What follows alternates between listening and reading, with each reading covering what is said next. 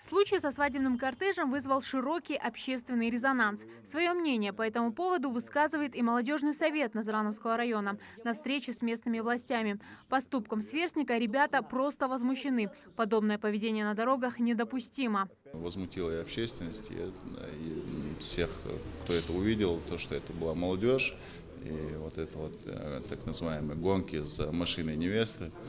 Вот эта вот ситуация, в том числе она на контроле была и у главы республики, и у Совета Безопасности. Вот сегодня состоялась встреча.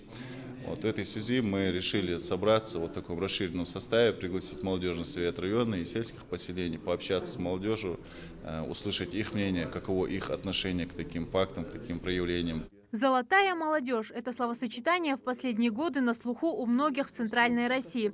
Точнее, издержки воспитания этих молодых людей. Как оказалось, в ингушском обществе такие представители тоже есть. Те, кто уверен, закон для них не писан. Это очень некрасиво произошло. Должны были работать госавтоинспекция, должна была привлечена безопасность организована на дорогах. Таких нарушителей надо наказывать штрафами, изымать машины, какое-нибудь наказание должно проводиться.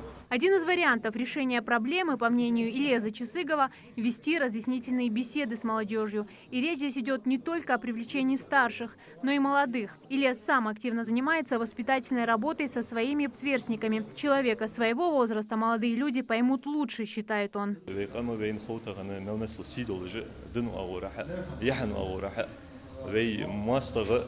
وي حتى نجول روح حاشة صار محتاج مش لوريا ويلورج مش حدا كذا بيمر عليه الصلاة والسلام حديث قنال الستراس شدوش الدراس للسلم شخص بيمر زيند عليه الصلاة والسلام شن بوقي شن أخذ ثانية ليرخم دعبالر ثانية شن قلنا أخذ ثانية شن ليرخم دعبالر ثانية شن دن عدد دشفنا تخن وينيق درجة حماش دس. Подобные встречи в последнее время в республике не редкость, и каждый раз повод разный, а следствие одно – безрассудное поведение на дорогах.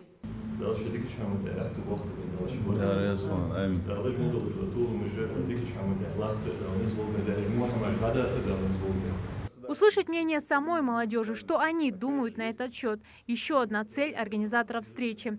А подводя итог, собравшиеся выразили надежду, что больше не придется собираться по такому поводу. Зарема Ивлоева, Хава Ивлоева, Адам Кадзоев, Новости 24.